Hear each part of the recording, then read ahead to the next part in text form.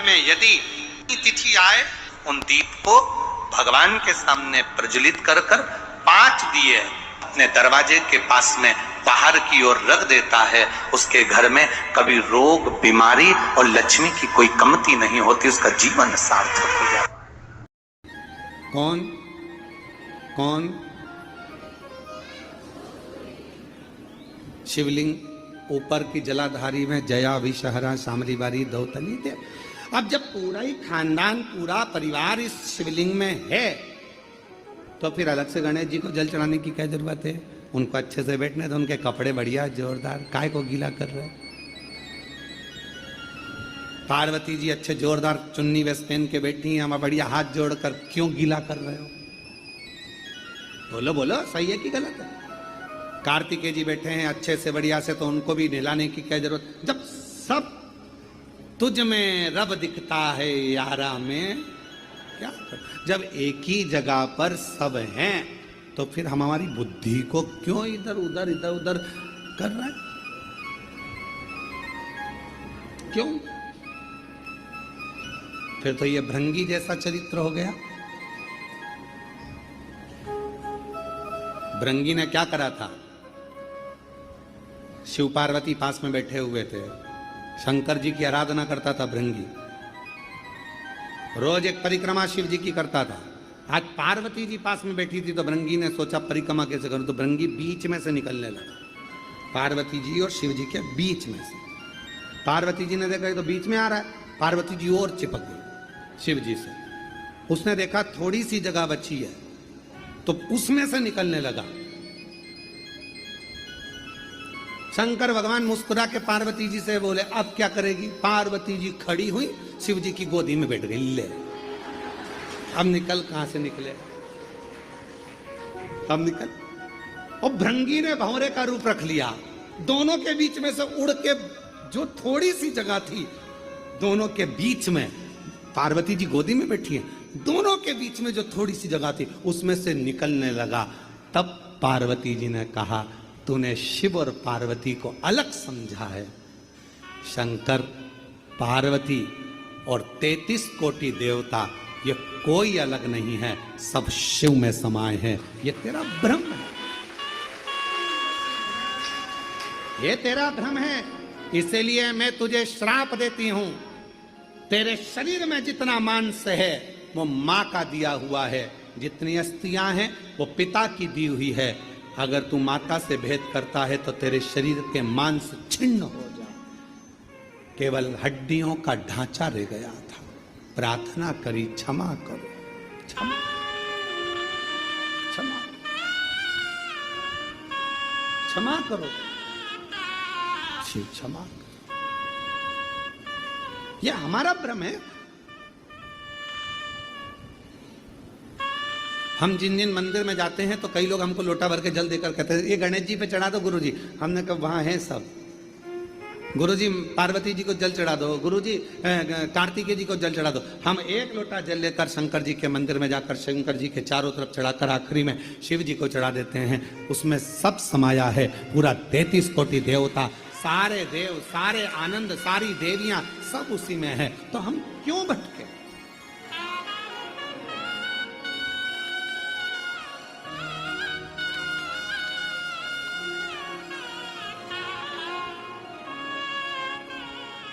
क्यों भटक रहे? हम हमारी दृष्टि में देवताओं को बांट दिए। जिसने शिव महापुराण की कथा को समझ लिया उसने शंकर जी को जल चढ़ाना, पार्वती जी को जल चढ़ाना, गणेश जी को जल चढ़ाना, कार्तिकेय को जल चढ़ाना, पितरों को जल चढ़ाना, देवताओं को जल चढ़ाना सीख लिया कि इसी पर चढ़ा दो, सब स्वीकार कर ले, सब।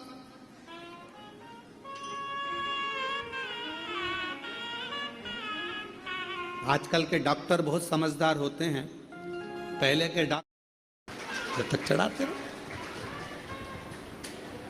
जिस दिन तुम्हें समेट के लोटे में भर दे बस उस दिन जल समाप्त, सारी समस्या का हल एक लोटा जल। और वो लोटा जल समझ गए क्या तुम? वैसे तो तुम सब समझदार हो, चढ़ाते रहो। चढ़ाते रहो, भगवान के मंदिर तक जाते रहो। जिस दिन ये शरीर छूट जाएगा, आप भी लोटे के अंदर भरा जाओगे और गंगा जी के तट पर पहुंचकर गंगा में समा जाओगे।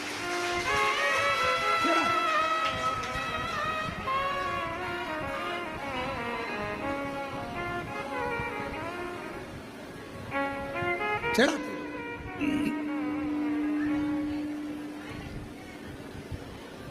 शिव पर आश्रित होकर। भंडासुर एक ऐसा असुर हुआ, भंडासुर एक ऐसा असुर। अब आखिरी में सारे देवताओं ने मिलकर कामदेव जी से कहा कि तुम जाकर समाधि को तोड़ो।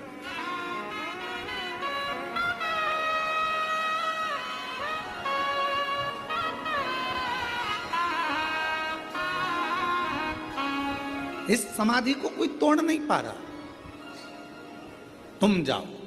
और भगवान देव अधिदेव महादेव जो तप साधना में लगे थे, कामदेव समाधि को तोड़ने के लिए चले। समाधि।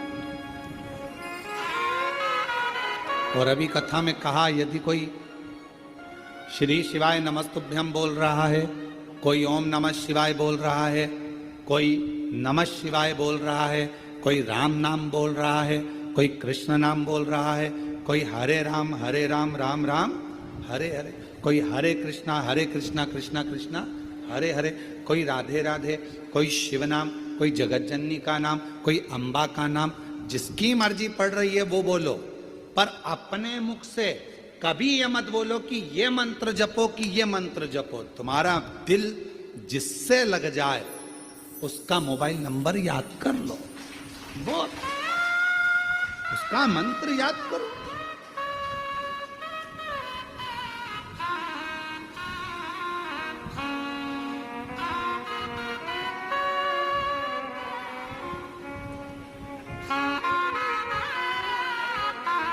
आप नंबर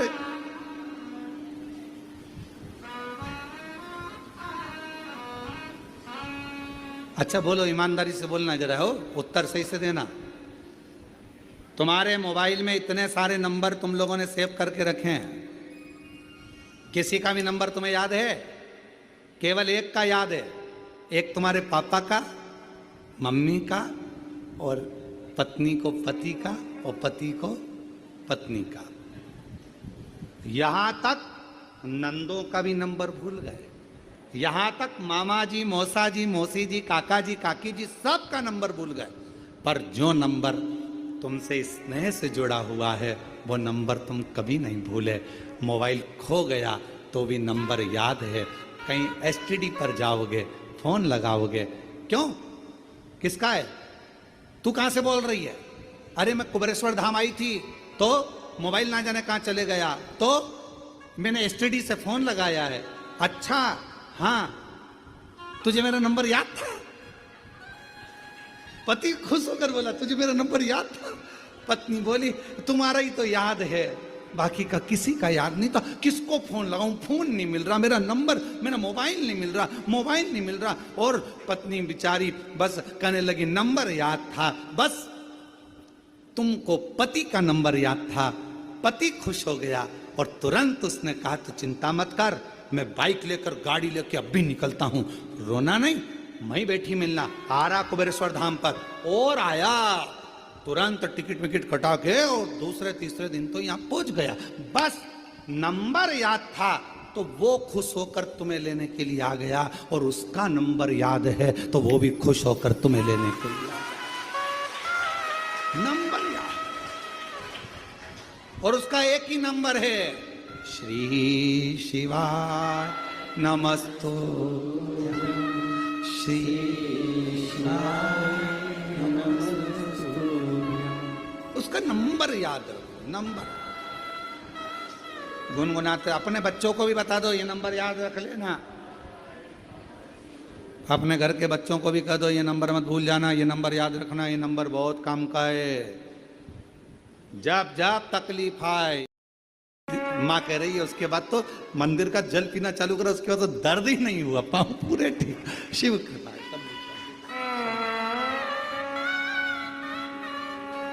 तेरे दरबार की। ये मंत्र ना बोलो तो कह देना ये तो हमारा नंबर है। कोई कहे एक लोटा जल चढ़ाकर मंदिर का जल मत पियो, कहना इसके बिना तो मैं रह नहीं सकती, ये तो मेरा आचमन है। कोई कहे बेलपत्र के वृक्ष के नीचे दीप मत लगाओ, 68 करोड़ तीर्थ नहीं जा सकती, मेरे बाबा ने मेरे घर के पास में तीर्थ बना दिया, बेलपत्र का वृक्ष लगा दिया।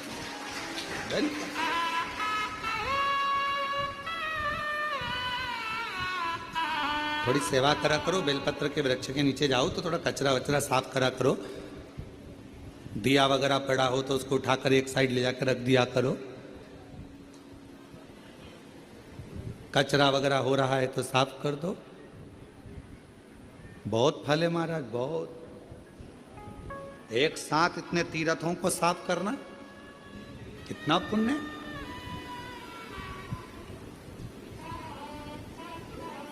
आराधना साधना, भगवान नारायण बेलपत्र के वृक्ष के नीचे बैठकर साधना कर रहे हैं। शिव जी साधना में लगे हैं, उनकी समाधि को कौन तोड़े? कामदेव को भेजा गया। कामदेव से कहा गया कि भगवान देव अधिदेव महादेव की समाधि को तोड़। वो तप में डूबे, विवाह कराना जरूरी है उनका, तारकासुर का संहार करना है। जब तक शादी नहीं होगी, विवाह नहीं होगा, तब तक संतान नहीं होगी, संतान नहीं हुई तो तारकासुर कैसे मरेगा? तो विवाह कराना जरूरी है।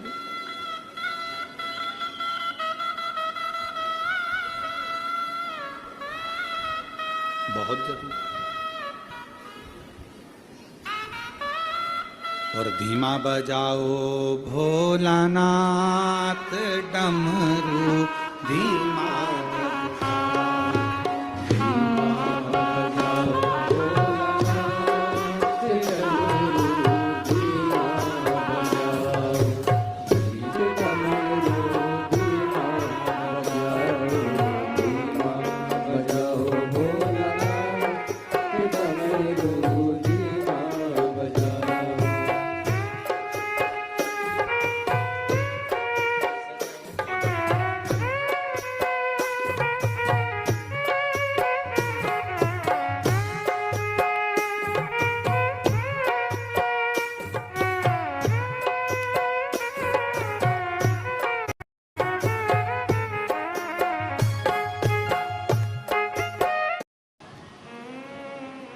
और जिस समय ये मन केंद्रित हो जाएगा, जिस समय ये मन, ये चित्त, ये वृत्ति, ये हृदय, ये दिल परमात्मा के प्रति स्थिर हो जाएगा, जब ये मन परमात्मा के प्रति एकदम स्थिर हो जाएगा, फिर आपको कहीं नहीं जाना पड़ेगा। फिर शंकर भगवान खुद आपके पास आकर कहेंगे, ले तेरी झोली में मैंने खुशियाँ भर दी हैं, तेरी झोली में ये भंडार दे दिया।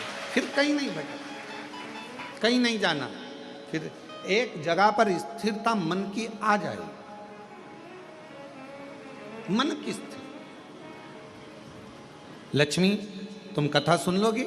हाँ, शिव की कथा सुनने के लिए लक्ष्मी शिव जैसा बनना पड़ता है।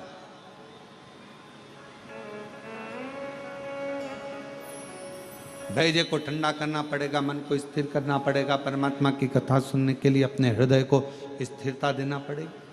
ठीक है, सुन लोगी कथा? हाँ, भगवान नारायण इतने प्रसन्न है क्योंकि आज जिंदगी में पहली बार भगवान नारायण को भी वक्ता बनना पड़ा और श्रोता बनी है लक्ष्मी जी।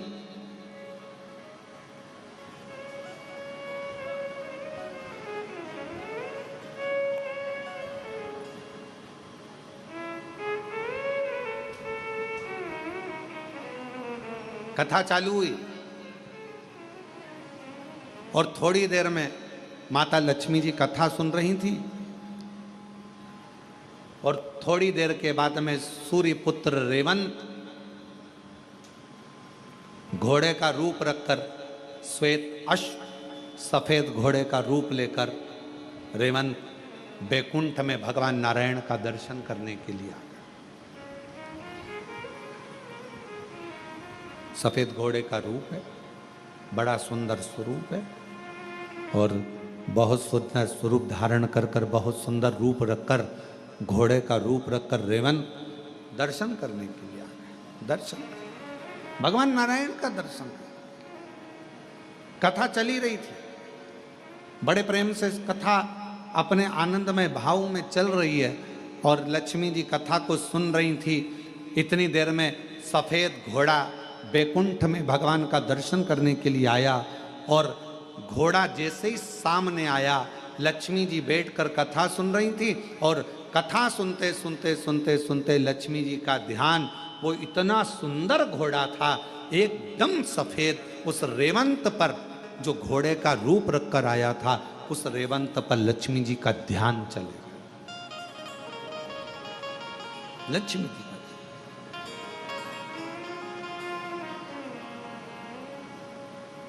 लक्ष्मी जी का ध्यान जैसे रेवंत उस घोड़े पर गया, बड़ा सुंदर घोड़ा, बड़ा सुंदर। लक्ष्मी जी उस पर अपनी निगाहों को टिका ली। अब कथा सुनते समय निगाह कहां टिकाना थी, जो बोल रहा है उस पर।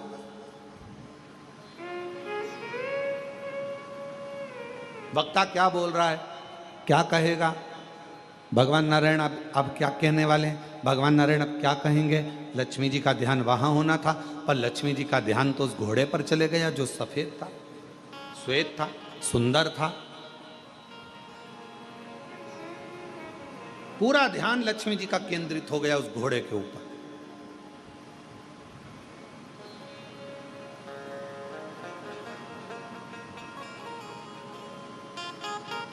कभी कभी आपके साथ में भी ऐसा होता है, ऐसा नहीं है किसी ना किसी घोड़े पर तुम्हारा भी ध्यान चले जाता है। कभी कभी अपनी भी बुद्धि कहीं अच्छी जगह पर, कोई बहुत अच्छा वस्त्र पहना है तो वहाँ चले जाएगा, कोई अच्छे आभूषण पहना है तो उस पर चले जाएगा, कोई कुछ कर रहा है तो उस पर चले जाएगा। कभी कभी हमारा मन भी ऐसे घोड़े पर कहीं ना कहीं भटकता रहता, भटक रहा है।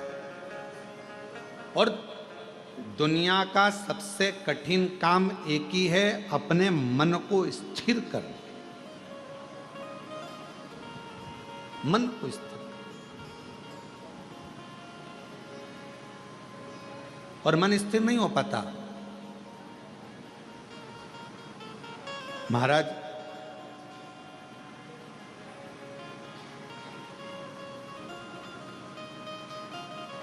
जिस व्यक्ति ने अपनी जिंदगी में एक लोटा जल हाथ में पकड़ लिया देवाधिदेव महादेव को चढ़ाने के लिए, उस व्यक्ति को बुढ़ापे में कभी वाकर पकड़ने की जरूरत नहीं पड़ती है।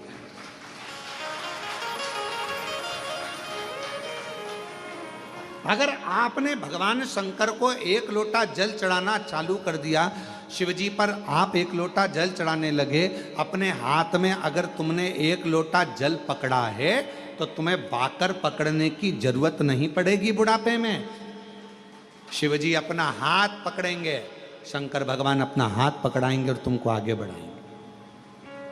पर वारे मनुष्य बड़ी विचित्र जिंदगी रख दिया, भूल गए, स्मरण में नहीं, मर्जी से ही आनंद पाते।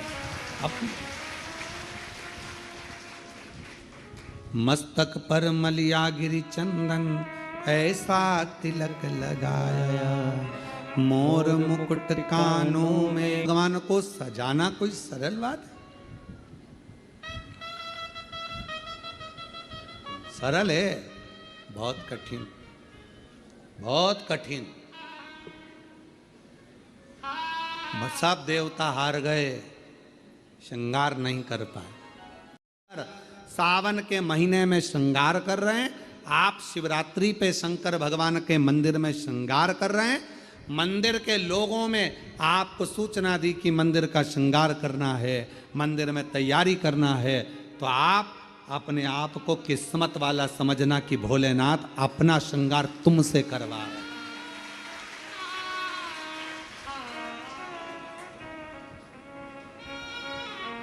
भोले बाबा आपसे श्रृंगार करवा रहे हैं।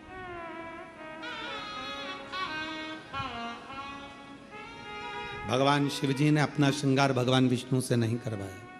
ब्रह्मा जी नहीं कर पाए, इंद्र नहीं कर पाए, गरुण वरुण नहीं कर पाए, भगवान शंकर का श्रृंगार कोई नहीं कर पाया। और अगर आप शिव जी के मंदिर में जाकर श्रृंगार कर रहे हो, सावन के महीने में शंकर भगवान को सजा रहे हो, आप शिवरात्रि पर भगवान शंकर का श्रृंगार कर रहे हो, तो समझ लेना कि भगवान शंकर जब नारायण जी से नहीं करवाए, ब्रह्मा जी से नहीं करवाए, तो तुम कितने शिव जी के प्रिय हो गए जो तुमसे भगवान श्रृंगार करवाए, तुमसे करवाए। और वो कितना मस्तक पर मलिया गिरी चंदन ऐसा तिलक लगाया। बाबा अगर आप सज रहे हो और हमसे सजवा रहे हो, तो ये तो हम पर आपकी करुणा, हम पर कृपा है। पर किसी किसी को अहंकार आ जाता है, मंदिर में तैयार करते करते किसी किसी को अभिमान आ जाता है, अगर मैं मंदिर नहीं गया तो श्रृंगार नहीं होगा। कई कई माताएं नहीं कह देती, मैं मर गई ना उस दिन मालूम पड़ेगा, तो मर जा। अभी देख लेते, ऐसे मरने से काम नहीं चलेगा। मैं अगर दुकान नहीं गया तो दुकान नहीं चलेगी, मैंने ये काम नहीं किया तो मेरा ये नहीं होगा, मेरा ये काम नहीं हुआ। अरे भाई, कई लोग कहते गौतम मैं हूं जो मंदिर में श्रृंगार कर देता हूं, सावन के महीने में मैंने कैसा श्रृंगार करा, शंकर जी को कैसा सजाया, मंदिर में रंगोली मैंने डाली, मंदिर में ये काम मैंने करा, गौतम मैं हूं जो श्रृंगार कर रहा हूं, मैंने करा। अरे भाई, भगवान नारायण से नहीं करवा पाए, ब्रह्मा जी से नहीं करवाए, इंद्र से नहीं करवाए, तेर से करवा रहे हैं। समझ लेना कि तू भगवान के करीब है। अहंकार मत आने देना, अभिमत्ता नहीं आने देना, अहमता में मत फूल जाना। तेरे से करवा रहे, तेरे से महकता रहे। ब्रह्मा जी से नहीं हुआ श्रृंगार, भगवान विष्णु जी से नहीं हुआ श्रृंगार किसी से। तब भोलेनाथ जी से पूछा कि अब क्या होगा, क्या करें।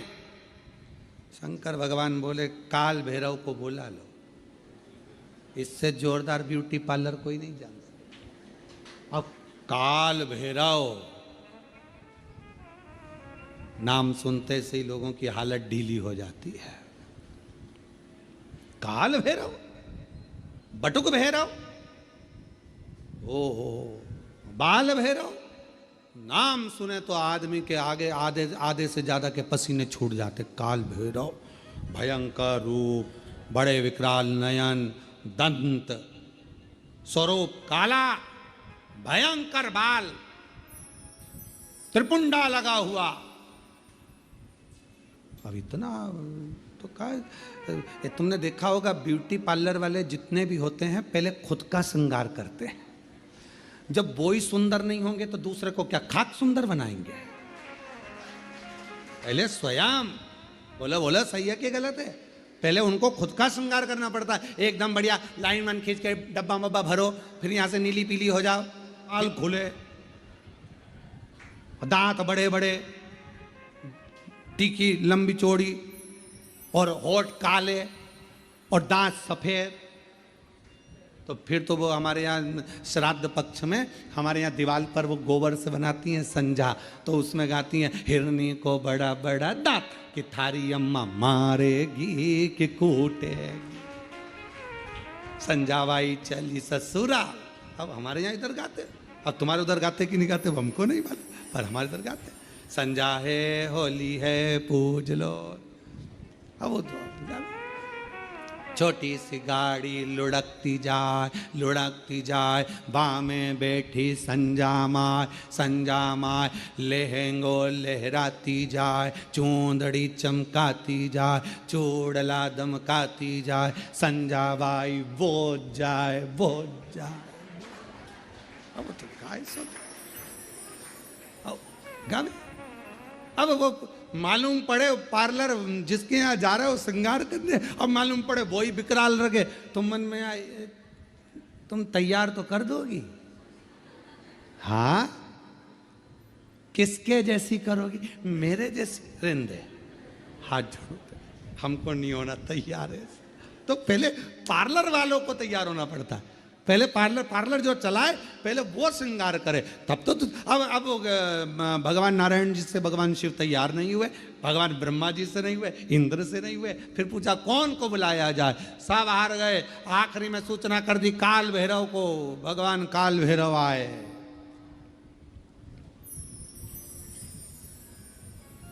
काल भैरव,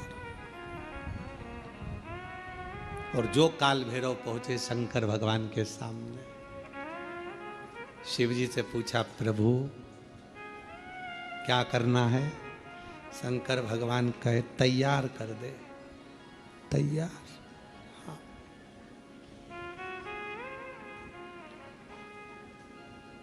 काल भैरव ने अपने गणों को बुलाया, जाओ शमशान। भगवान विष्णु मन में सोचे शमशान से क्या लाएंगे,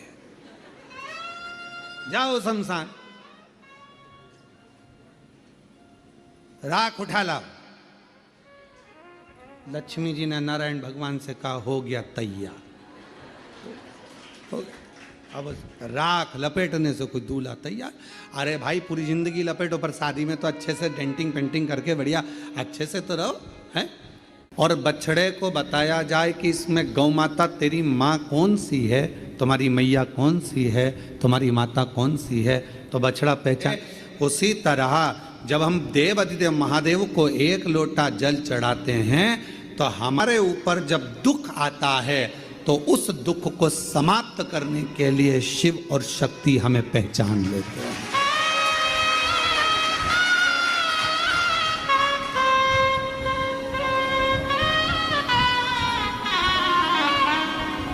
जैसे हमारे कर्म भी हमें पहचानते। तुमने जो कर्म किया उसका फल तो आपको भोगना है। चाहे किसी महाराज जी को हाथ दिखाओ, चाहे किसी महाराज खाओ, और चाहे किसी से अपना भाग्य पूछ लो, ललाट पूछ लो, जो हाथ में लिखा, जो ललाट पर लिखा, उसे कोई नहीं टाल सका। शंकर भगवान पर एक लोटा जल चढ़ाकर वो तुम्हारा दुख थोड़ा कम हो जाएगा, और जो दुख आया है वो महसूस नहीं होगा। पर इतना याद रखना कि मेरा भोला बाबा एक ना एक दिन जल चढ़ाने वाले के उस पाप कर्म को भी काटता हुआ नेक कर्म की ओर बढ़ाता चलेगा, अच्छे कर्म की ओर बढ़ाता चलेगा। इसलिए बार बार हम कहते हैं, बार बार हम वर्णन करते हैं कि मत बुरे कर्म कर बंदे वरना पछताएगा, भगवान की आँखों से तू बच नहीं पाएगा, तू बच नहीं पाएगा। हरे ओ मत कर नादानी, हरे ओ अज्ञानी मत कर नादानी। तेरे कर्म का फल भी तो ही पाएगा, जैसा किया तूने तेरे आगे आएगा। मत बुरे कर्म कर बंदे वरना पछताएगा, भगवान की आँखों से तू ही पाएगा, तू बच नहीं पाएगा। अरे ओ अज्ञानी मत कर नादानी, अरे ओ अज्ञानी मत कर नादानी। अपने कर्म जैसे अपने को ढूंढ लेते।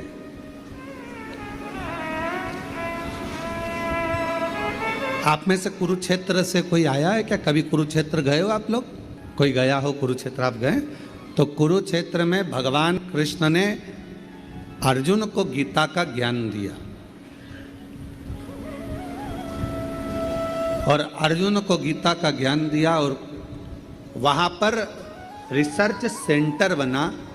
कौन सा रिसर्च सेंटर? भगवान ने जो वाणी बोली थी वो वायुमंडल में आज तक घूम रही है,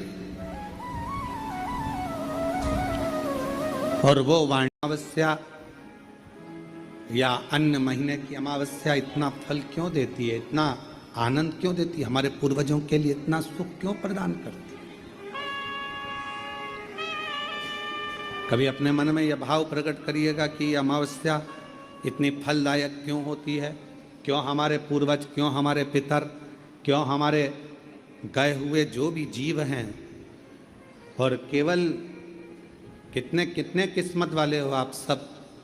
शिव महापुराण की कथा कहती है कि श्राद्ध, पिंड, तर्पण, तिलांजलि, जो जन्म लेकर बड़ा होकर चले गया उसका तर्पण हो रहा है, उसकी तिलांजलि हो रही है, उसका पिंड हो रहा है, उसका तर्पण हो रहा है।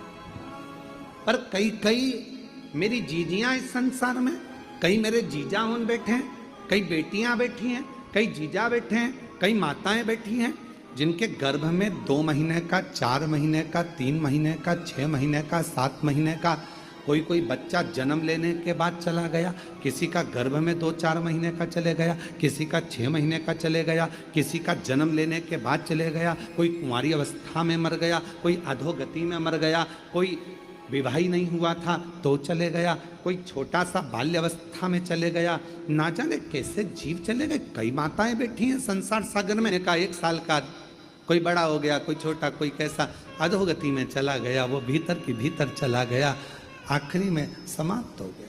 उसकी गति क्या, प्राण तो आए थे उसमें, श्वास तो थी उसमें, था तो आपका, जीव तो था उसमें।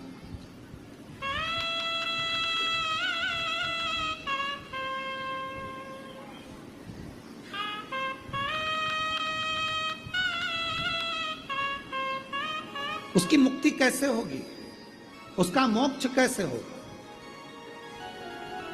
उसकी गति कैसे होगी। कहा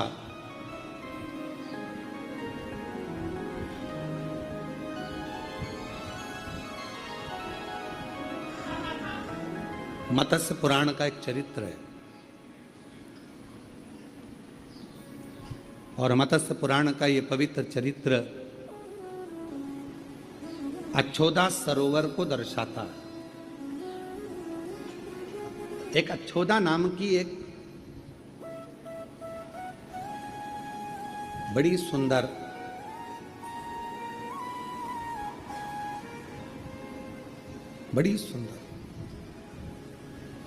एक स्त्री थी, अच्छोदा।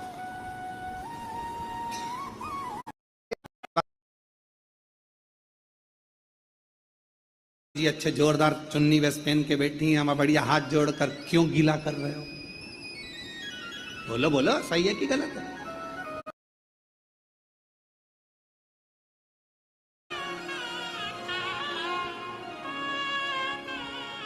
क्यों भटक रहे?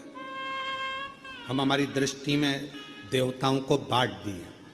जिसने शिव महापुराण की कथा को समझ लिया उसने शंकर जी को जल चढ़ाना, पार्वती जी को जल चढ़ाना, गणेश जी को जल चढ़ाना, कार्तिकेय को जल चढ़ाना, पितरों को जल चढ़ाना, देवताओं को जल चढ़ाना सीख लिया कि इसी